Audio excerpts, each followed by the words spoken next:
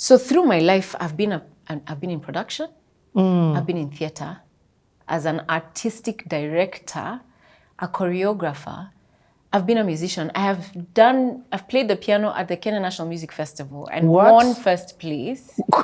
I'm telling you, I have run my own show, and Wama is here and is witness because he was on my team. I teach, along with my husband, a parenting class on how and when to teach your children about sex. What? I am an investment banker, yes. I'm also an author, but I'm also a coach. I'm so many different things. I can't fit into a box. The question is, what problems am I solving?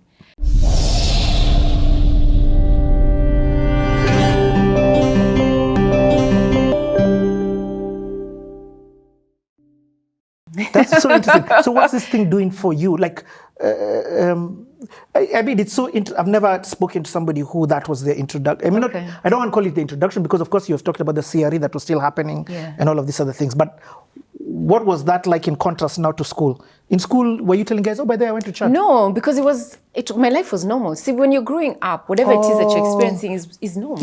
Everyone else has weird lives. Yours is the one that's normal. So I remember one time, actually, this story, I think I may have told you before, but I'll share it. One time, I was in class 8. I was 13. And I was seated having my lunch in the field. And my friend was just like, are you okay, Rina? I said, I'm just so tired. I'm tired. I didn't sleep last night. And she's like, what happened? So she said, I told her how my auntie was having nightmares. And in her room, she could see these animals running around in the ceiling. And she was screaming and she was like, really scared. So my mom actually went in to sleep with her because it was such a crisis. And so we didn't sleep very well. And, and sometimes it's middle of the night and I'm hearing this in the next room, her chanting.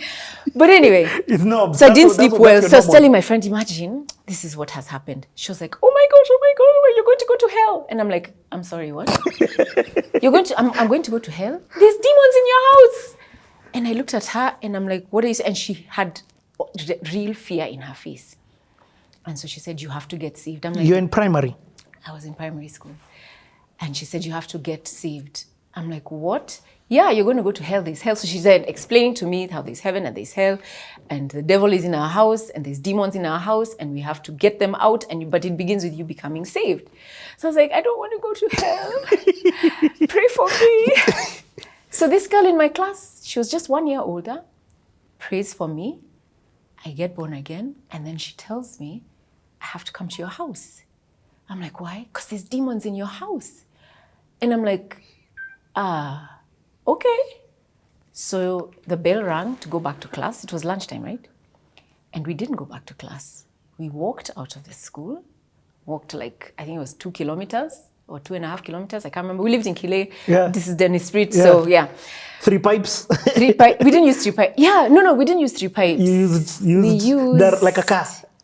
No, so then there's now this road from the roundabout. Pipes, yes. From the roundabout. Then Casablanca is here. I know what you're talking about. Okay, yes. So now it's a road, but before it was just like a path. Yes. Yeah, so that's the route we used. And she came in, and when we got into the house, those days we never locked our houses, by the way. I don't know whether you remember that, but we didn't lock houses. The nanny was somewhere, our house help was somewhere. But she didn't see, nobody saw us. She was the only one in the house. She had her SQ, she was probably in there, I don't remember. But we walked in, we got to the kitchen and she asked me, do you have oil? I'm like, oil? She said, yeah, cooking oil. And I said, for what? She said, I need to anoint your house. I was like, huh? Okay. I went, got oil, Elianto. I gave it to her. There's no other oil those days, it was Elianto. Gave it to her. And she went around praying and putting little crosses everywhere. I was so stressed. I'm going to be killed. You're putting oil in my house. She said, where does your auntie sleep? She went in. She saw the thing. She was like, oh my gosh. But she said, I'm going to pray. Anyway, she prayed for that room for so long. Put little crosses on her clothes, on the cupboard, everywhere. Then went into all the other rooms, except my parents' room. I think my parents used to lock their room. And that was it. And then we walked back to school. And after that, she said, you have to come to church with me. So at that time, I told my parents, I want to go to Nairobi Pentecostal Church, because that's the church she went to. Yeah. And so we went to church, and I guess the rest is history. That story is so deep. Whoever that chick is, thank you. I know. Do you know, I shared this story. Let me say, did it have an effect? It did. Because I started to change. Like I started, maybe that's not the word, but I started to be very conscious about wanting to go to church, praying for my family. I ended up signing up, because I was class 8. When we went on holiday, I ended up signing up for this thing called Heaven's Gates and Hell's Flames. So these, I think they were from Canada. They came to Kenya and they set up this thing for the very first time. I was in the very first Heaven's Gates and Hell's Flames. And I got... Hold on, as an actor? Yeah.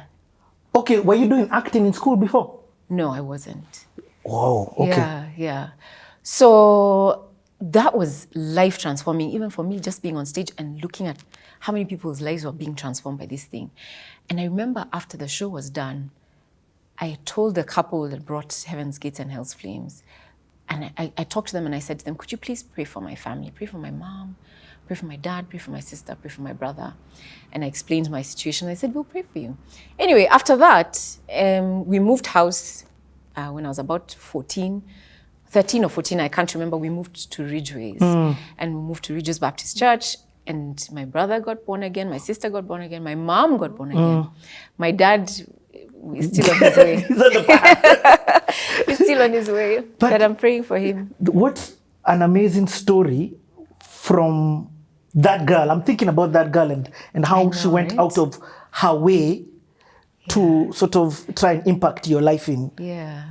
Are you still friends with her? So, or it was just believe it or not, I mean, life happens. Of course, yes. She moved out of the country. But when I first told this story in 2020, when somebody asked me, how did you get born again? And I started to share the story. He was like, that's amazing. Where is she? What does she do? I was like, I don't even have her number. I don't know where she is, but I tracked her down. And I remember in 2020 during COVID, I managed to call her. And I spoke with her and just told her, thank you. What? You have no idea the impact that you've had on this planet because of me on that field. She could not remember that conversation. She could not remember what she did. But I was just like, you don't remember? Like, how crazy is that? Like, can you imagine when you go to heaven, you will just see the amazing, amazing impact you've had on this planet just because of that afternoon. Yeah. Okay, so tell me then now about this move to Ridgeways. First of all, Rina's friend who did that, a big shout out to you. Thank you so much. You have no idea. She's amazing. Yeah. So let's move now to, you moved to Ridgeways, and I'm sure, you also moved from primary to secondary? Yes. Okay. How did you do in primary? How did I? Do in primary from a grade perspective? I can't remember. Oh, you can't, eh? Primary, I can't remember. I know it was, high school. Okay. But I remember I did okay. Okay. I did okay. I spent my first, I think, 2 terms in a school called Our Lady of Mercy in South B. And then I moved to State House Girls High School. So I was in State House Girls High School for the rest of my boarding school, because I really wanted to go to boarding school. Yeah.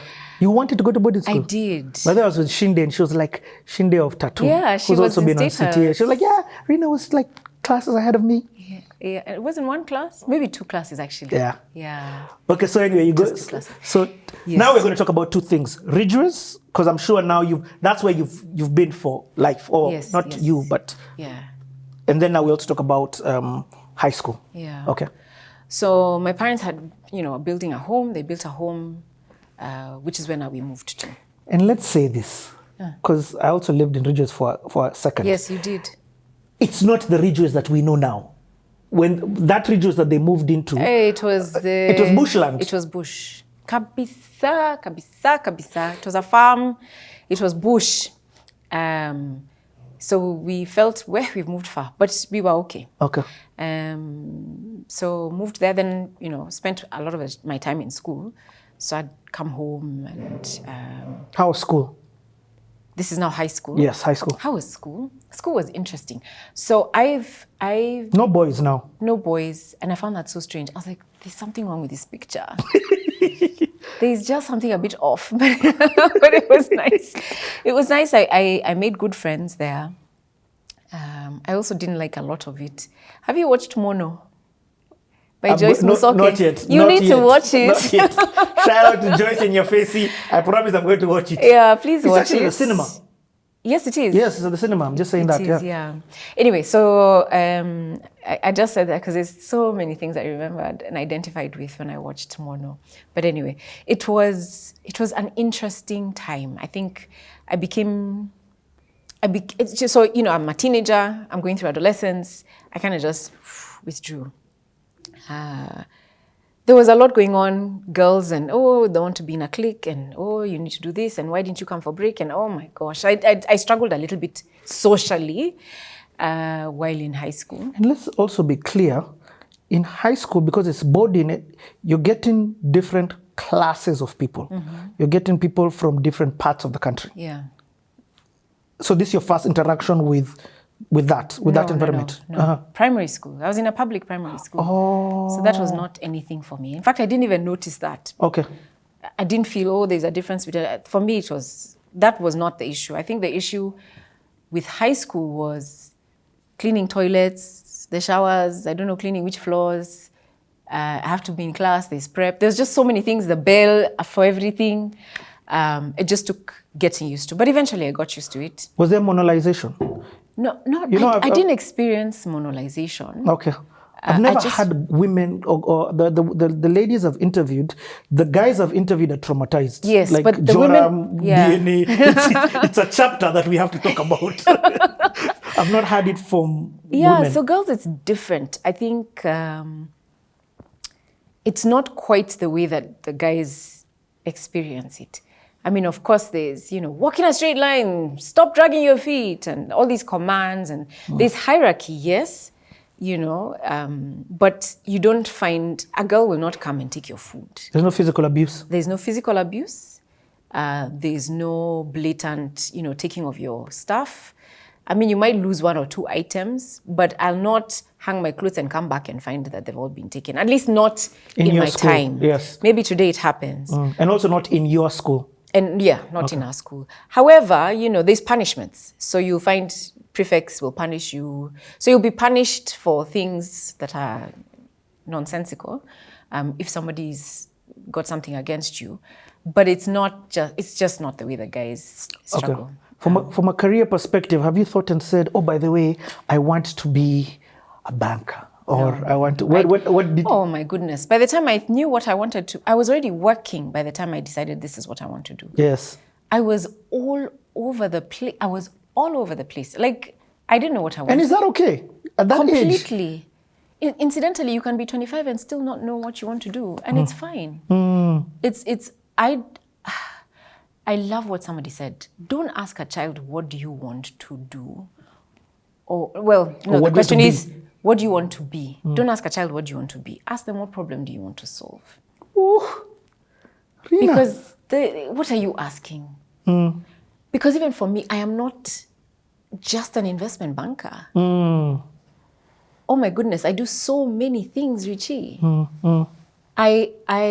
Anyway, we'll get to that. But no, but just give us an example and say you do too many things. So through my life, I've been in production. I've been in theater as an artistic director, a choreographer.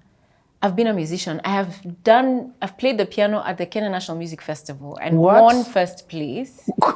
I'm telling you, I have run my own show, and Wama is here and is witness because he was on my team. I teach, along with my husband, a parenting class on how and when to teach your children about sex. What? I am an investment banker, yes. I'm also an author, but I'm also a coach. I'm so many different things. I can't fit into a box. The question is, what problems am I solving? It's not, who am I? What do I want to be when I grow up? Even a child, yesterday at church, a 17-year-old young man preached an amazing sermon that I've sat in many sermons of 50-year-olds, and I'm just like, this kid did so much better.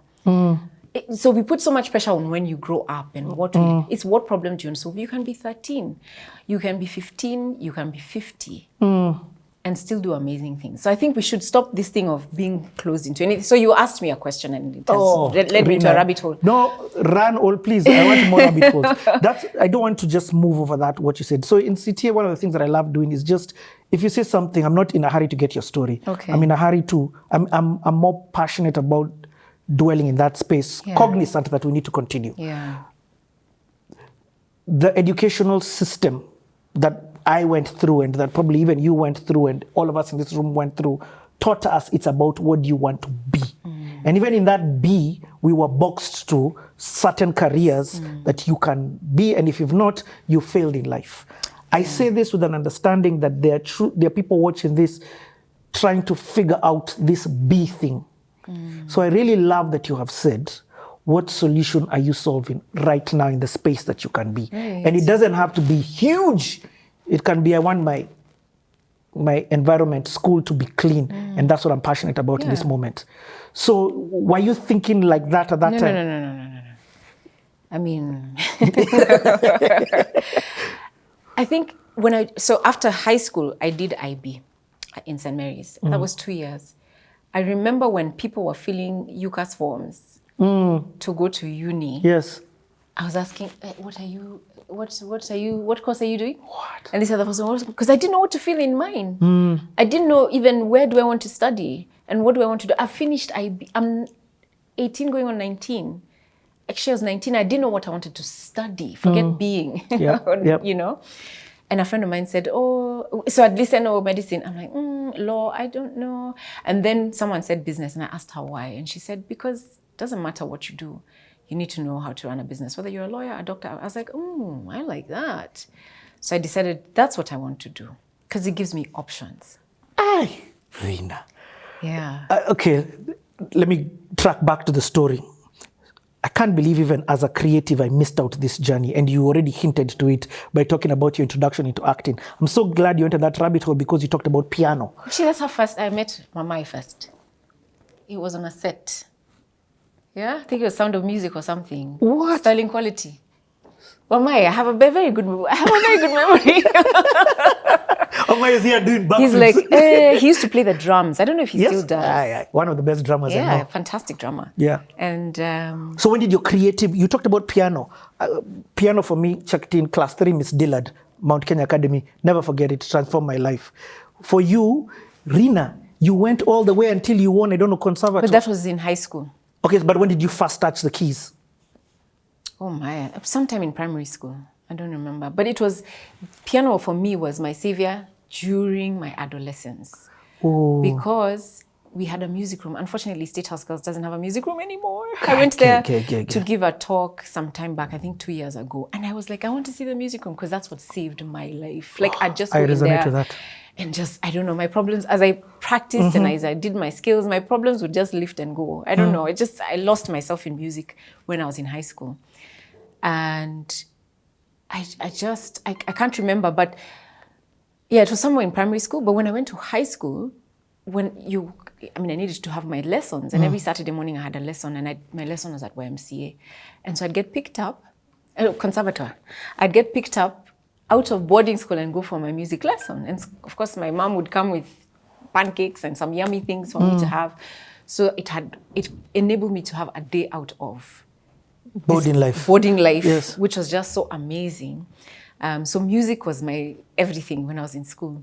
That is so powerful. Yeah. So then came back. Have you replicated that with your kids? I have. It's a fight though. You need to practice.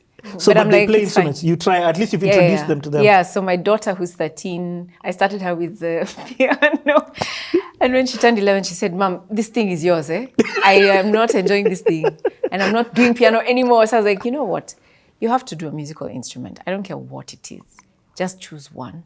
And she said, mine is the flute. I said, okay, here is the flute. Let us continue this journey. My second daughter said, I want to do music. Because with my first daughter, I started at 4. And I was like, you second one, you start at 8 because this thing. So when she saw her sister, she's like, I want. I was like, okay, what instrument? I did it differently this time. She said she wants to learn the piano. I said, fine. So she's doing piano. And then my son, from when he was 3, has been asking to learn. So he's now doing drums. So You know, this CTA Kumbe is also a parenting class that It's you're a getting for parenting free. class. I love it. Thank you. So anyway, yeah. So back to your journey then. Yeah. So you'd go to the conservator. So this music was your release. It was my release. And it came from an aspect of joy. It because did. There was also the aspect of it's an excuse also to leave school. Yes, it was an excuse to leave school. And get it was a pancakes. safe space. Like when I'm feeling all these funny thoughts of sadness and whatever, I go to my piano in the music room at school. No, not my piano, the school piano, and I just feel my spirits have lifted, and I go back and so that was fun. But believe it or not, after I finished high school, I forgot about the piano. Like, it was so interesting. Form 4 ended, and that story ended. It died. Other than when I'm, helping my daughter with her piano, Gone. that story died. But it was wonderful for that period. For that season, it was Were you singing as well while playing? No, I mean, singing, it was like choir kind of singing, but I'm not a singer. Okay. The school that you're there for 4 years, but I also want to touch on home. Again, the reason why I talked about Rejoice back in the day, was there a community? Oh yeah, there was, but through church. Because the community that was there, in fact, the names are guys who are well-known humans, but I avoided that crowd. I avoided that crowd because it was again, I got born again at 14. Oh. The religious crowd was a bit for, drinking, yes, drugs, and, that sort of stuff. So I tried to avoid the crowd at that time. So you were hanging out a lot, the friends that you had. I've not heard you talk about friends. Apart from the one, girl, okay, yeah. What friends are you? I've seen you with someone like June Gashui, who you also interviewed. June, let me and tell June, you, Tafadhali, please just do us like this. You want her? We not want her. We are talking. You're talking. Yes, she will come. That's why I'm doing this on the camera. Come. June is one of my best friends. Let me just tell you. You met her now in this religious space. So yes, I first met her in Rejoice, but got to know her in school in IB.